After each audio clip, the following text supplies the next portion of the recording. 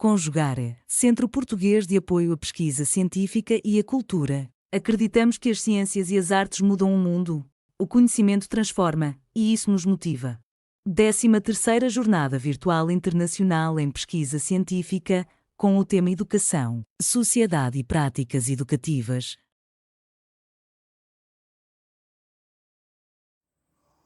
Olá, sou Alessandra Nais, mestranda em Educação pelo PPGedu da URI, campus de Frederico Westphalen. Também sou docente da Rede Estadual de Educação de Santa Catarina. E hoje eu venho compartilhar com vocês a minha pesquisa, que integra um estudo maior, que está em andamento como parte da dissertação do mestrado em Educação, e está sendo desenvolvido sob orientação do professor doutor Adilson Cristiano Rabolski. O conteúdo que será abordado ele está contemplado no artigo intitulado Infâncias, ressignificando tempos e espaços na sociedade acelerada. Nós optamos então por apresentar essa discussão teórica que fundamenta a nossa pesquisa, que é baseada em autores como Walter Benjamin, George Agamben, Hartmut Rosa, Walter Cohen, Carlos Clear e Georges Perec, discutindo acerca de como o contexto acelerado da sociedade neoliberal acaba por influenciar o olhar sobre as infâncias e também as práticas escolares, além de também abordar os tempos vividos pela infância e, por fim, então, refletir sobre como a educação pode se articular com as infâncias, a fim de ampliar e potencializar as experiências, especialmente por meio do infraordinário.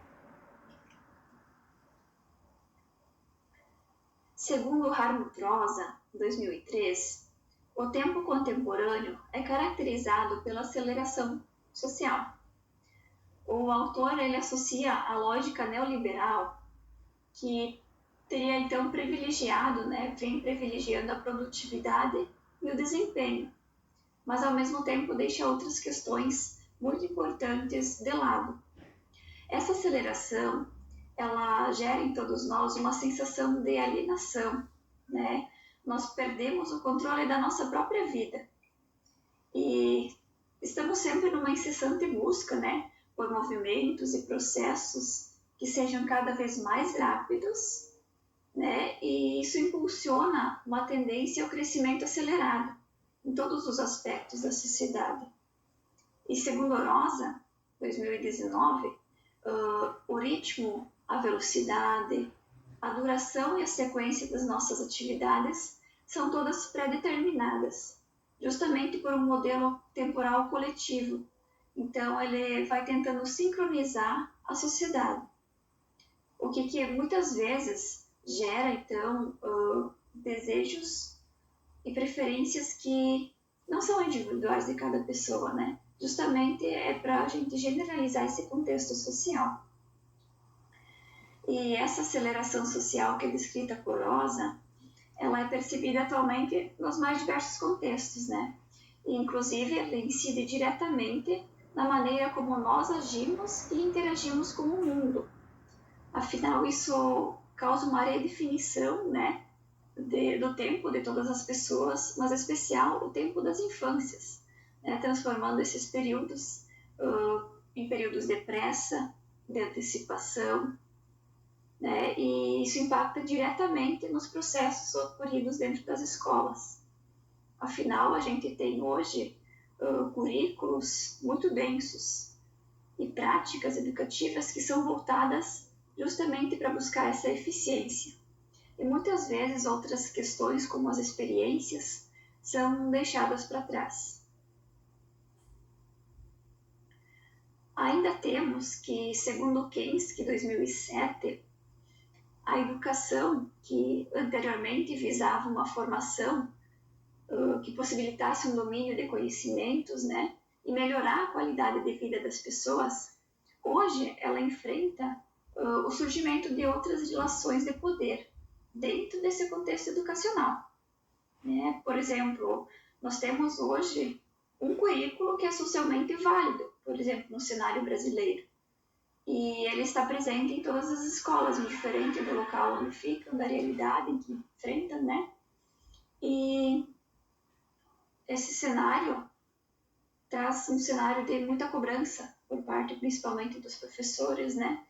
E traz uma prática que é pautada no controle, né? Parece que o professor ele tem que ter o controle total da situação. E aí acaba tendo práticas que vão ilimitando, né? O espaço das quatro paredes, o conteúdo que é passado no quadro, lido nos livros. E esse processo vê no professor a centralidade de tudo. E deveria ser justamente o contrário, né? A centralidade deve ser sempre a criança, a infância, né? O estudante. E promovendo, então, experiências que permitam, então, uma conexão simples e potencial com essas crianças.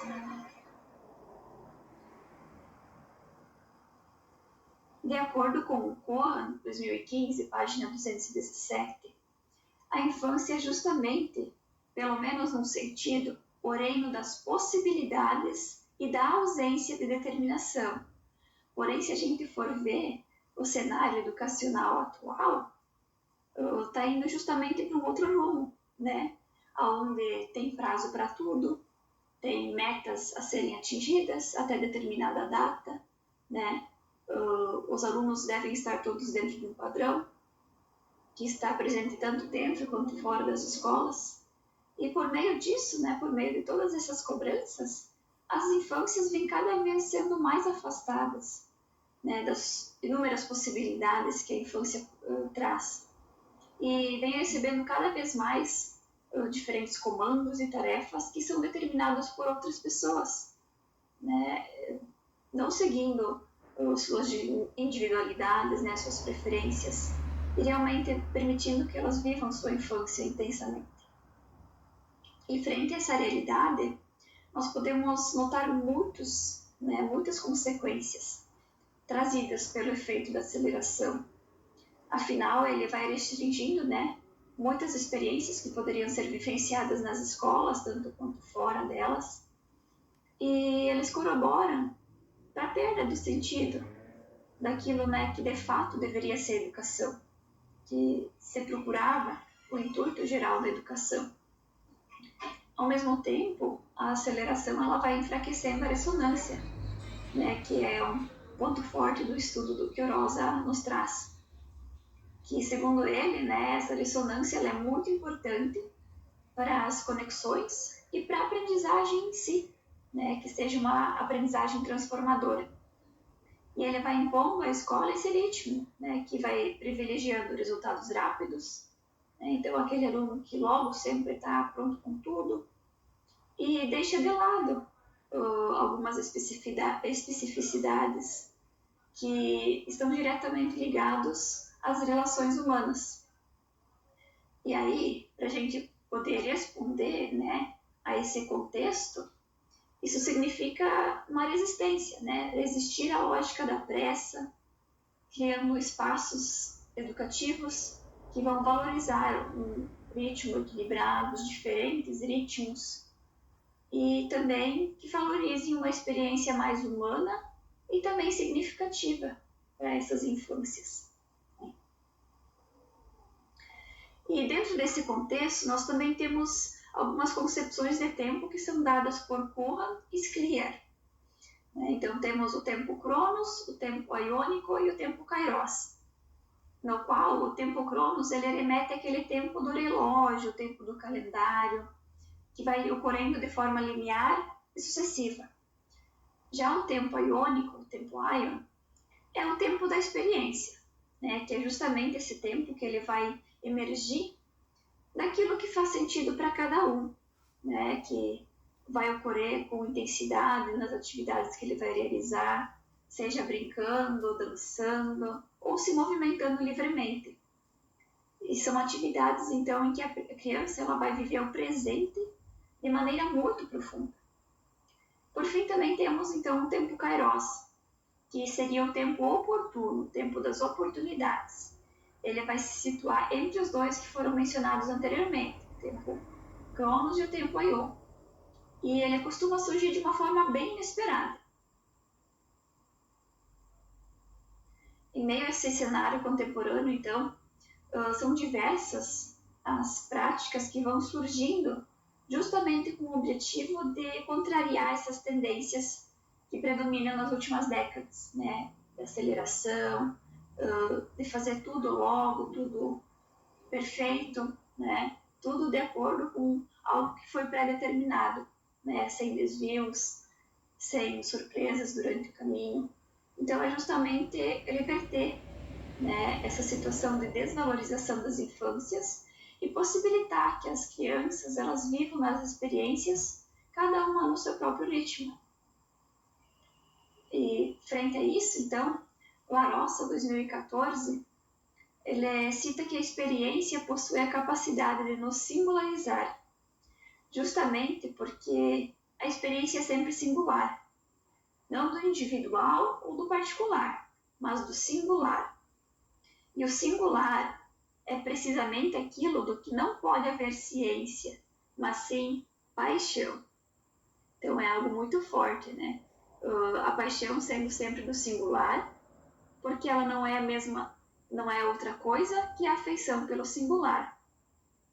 Larossa também situa que na experiência o real se apresenta para nós em sua singularidade, que é na experiência que nós também nos tornamos singulares, únicos, inidentificáveis e incompreensíveis. Né? Então, a experiência é algo muito amplo, mas que pode ser vivenciado de uma forma muito simples e singular. E aí nós nos inspiramos pelo conceito de infraordinário, que foi apresentado por Jorge Perec, no qual se defende uma prática de interação com as infâncias, tanto no espaço da escola quanto fora dela. Né? Aí, ao invés de ter uma pedagogia que é centrada em grandes narrativas, né, que precisa acontecer algo inédito para que seja marcante, ao contrário disso, nós propomos uma pedagogia das miudezas, das pequenas coisas do cotidiano, né, que vai valorizar os pequenos gestos e as sutilezas que estão presentes no nosso dia a dia. E essa abordagem, ao invés de propor um modelo prescritivo, ela vai justamente criar um espaço, né, para que as crianças possam experimentar, sentir e construir as suas próprias relações de uma maneira muito aberta e sensível, né, garantindo para elas esse direito, né? Afinal, as crianças têm o direito de ter uma conexão que vá fortalecer a afeição, o respeito e a integração, né, com todas as formas de vida. Não somente com o próximo, o coleguinha, né, mas com todas as formas de vida existentes. E ao aprender a valorizar o que está próximo e o que é aparentemente insignificante, né, perante a mente adulta, as crianças elas são gradualmente conduzidas de uma forma natural à construção dessa consciência, né, que vai se enraizar nas vivências diárias e também nas interações infraordinárias que elas vão construindo. Então, na sequência, apresento algumas das principais referências utilizadas na nossa pesquisa até o momento. E por meio dessas discussões é que a nossa pesquisa busca promover uma reflexão para a gente pensar como a sociedade acelerada ela vem exercendo influência direta nos modos da gente ver e compreender as infâncias. Muitas vezes, tirando delas uma das suas maiores riquezas, que são, entre outras, né, a capacidade de olhar, contemplar e viver, através dessas experiências, momentos de uma conexão profunda consigo mesmas e com a natureza. E registro aqui o meu agradecimento a todos que me acompanham e expresso o meu desejo de que, mesmo em meio a tantos movimentos acelerados, nós possamos ressignificar o nosso modo de olhar para as infâncias. Realização, Conjugare, Centro Português de Apoio à Pesquisa Científica e à Cultura. Apoio, Editora Cravo. Inscreva-se no canal, comente, curta e compartilhe. Obrigado por assistir.